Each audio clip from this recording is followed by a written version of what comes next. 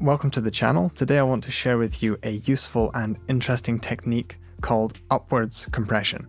I'm going to get right into some audio examples and share some free plugins so that you can follow along and use this technique yourself, but I do quickly need to give it a bit of an introduction and explain what it actually is. Usually when we talk about compression, we're talking about downwards compression, and hopefully you understand what that is if you're watching this video, but it basically takes the loudest parts of a signal and squashes them down, which reduces the dynamic range of our audio, the difference between the loudest and the quietest parts. If you want to know more about compression, please do watch my compression explained video or how to hear compression, because I think that's a good place to start. But this downwards compression is really only half of the story. There's also upwards compression, where you leave the loud parts of the signal alone, you take the quiet parts and you increase their volume. Now, this might sound great, or it can also introduce a ton of problems depending on how you look at it.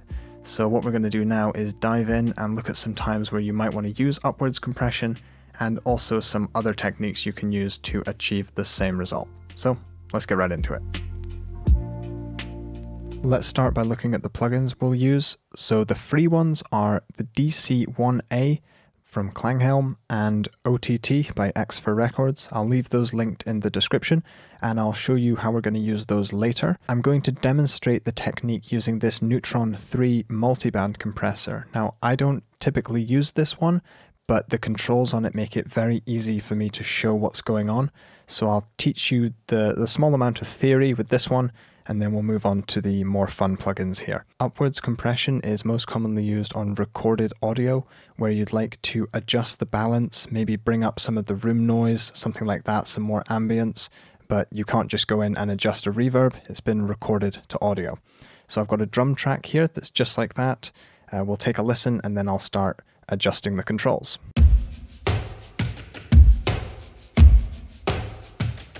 Now, if I were to pull down the threshold just here until it's within the audio, you can see that the peaks are getting reduced. You can see that on this bar here. You can see the gain reduction, and also at the top here, this green bar bounces down. Some compressors, including this one, allow you to reduce the ratio until it's below 1:1. So if I go, say, 0.8 to 1 and pull the threshold down, let's take a listen now.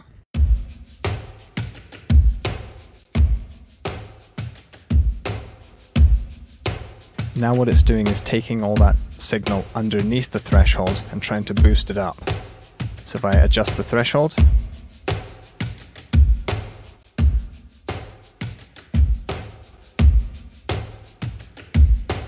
now if I push the ratio even more,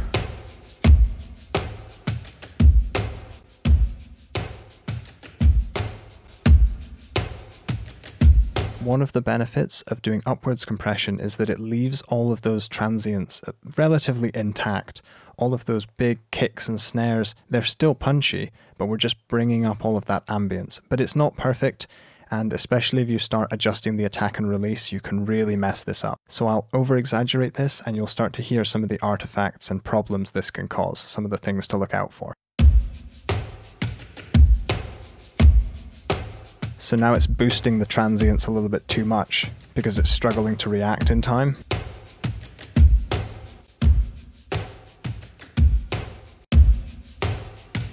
If I pull the attack and release down,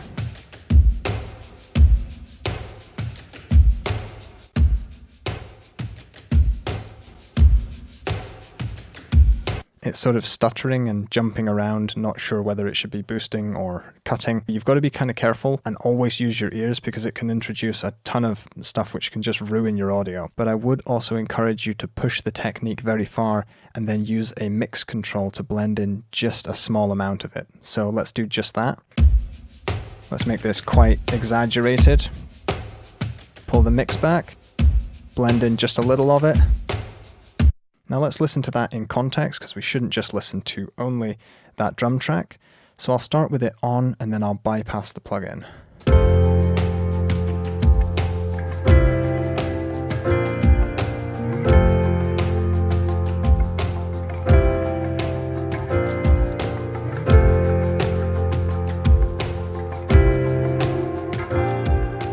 So I felt that it actually allowed the drums to maintain a lot of punch. If anything, it felt like some punch had been brought to the drums. Things were maybe a little bit louder, but it was also boosting all of that ambience and just helping the drums sit in a different space in the track. Might be a good thing, might be a bad thing. I do want to quickly introduce one other issue with this technique, which is that as, of course, you're boosting that low-level information, you will also boost the noise floor of your recording.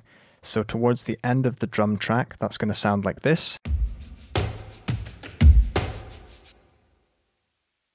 All of this noise is being boosted up. I don't know how well this will come across on YouTube.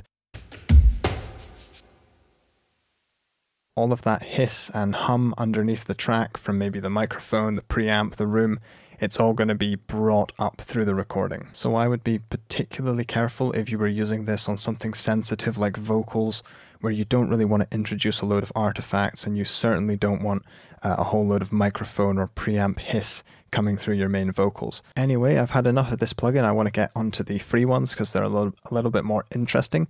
The first is this DC1A.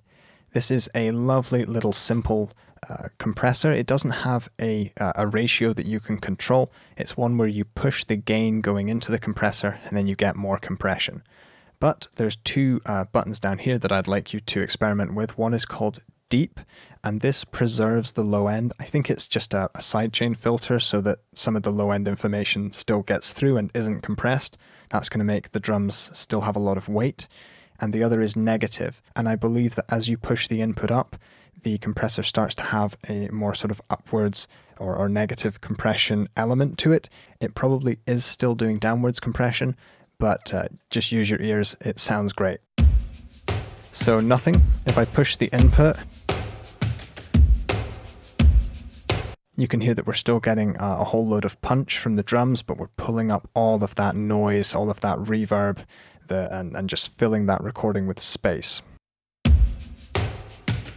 Let's push it even more. If I disengage the deep button here, the low end gets compressed, whereas when I press it, all of that low end gets through. Let's also use the mix control to blend this in, so I'll start with 0. It just pulls some attitude into it. Let's start with it turned on.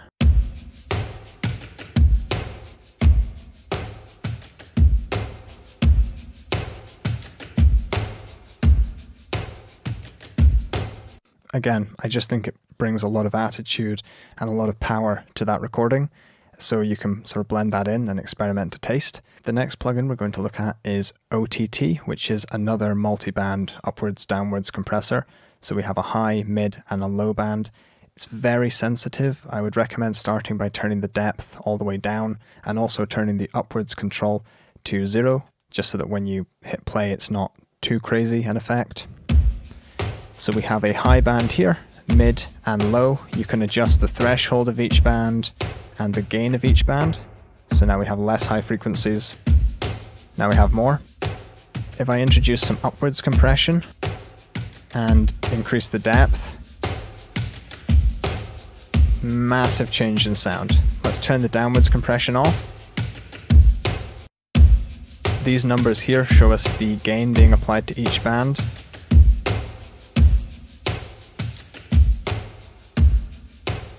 It's a really sensitive plugin. There probably are some good tutorials on YouTube for how to use it. It pretty much does what it says it does. You just have to be quite careful because adjusting the controls just a tiny bit changes the sound in a huge way.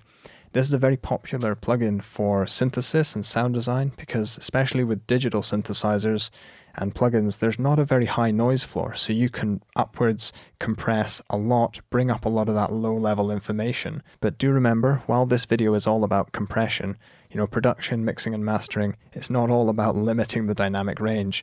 Often it's nice to increase the dynamic range and, maintain that sort of space and life in a mix. Let the sound travel up and down as opposed to a sound being constantly squashed, trying to be loud all the time. I have 2 more techniques that I'd like to show you and 2 more plugins, but that's me mostly finished with the upwards compression part of this video. I wanted to briefly show you Nova. This is another free plugin. You can get it in the description, because this one has a sort of expansion feature, and I didn't want to confuse upwards compression with upwards expansion. This is where, for instance, if I go into wideband mode, anything that reaches this threshold will actually be boosted. So now whenever the signal reaches this threshold, gain is actually applied to the signal, so this increases your dynamic range. As soon as, say, a snare or a kick passes that threshold, we boost that up. And you can either do that for the whole wideband, or you can take an individual band and adjust its ratio. I've gone into this Nova plugin in a lot of detail in some previous videos, which I'll link in the description. It really is a fabulous plugin. It's one of my favorite, and it's free. I use it in, well, I can't even think of a mix I've done without using this plugin. So that's what I wanted to show you, is that expansion is when the sound reaches the threshold, it's then boosted up. So again, the opposite of compression. And the very last plugin I wanted to show you is a Transient Processor.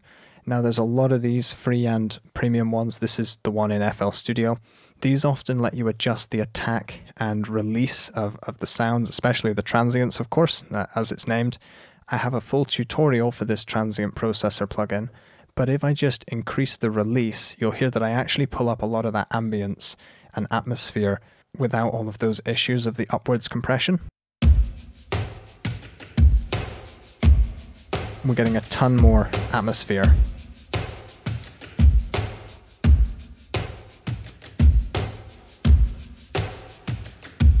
And you can also use the Transient Processor to smooth out those transients or add a bit more bite.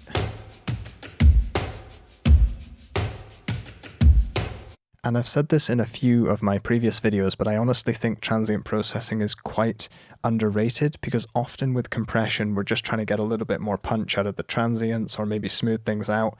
And a transient processor really, it helps you dial that in very quickly without necessarily worrying about thresholds and ratios. And I think at least 50% of the time, what you're trying to do with a compressor could probably be done very easily with a transient processor. But anyway, that's it for this video. Thank you very much for watching. Let me know what you thought of it in the comments down below, and do let me know which sort of videos you'd like to see in the future. Thank you very much for watching. Bye for now.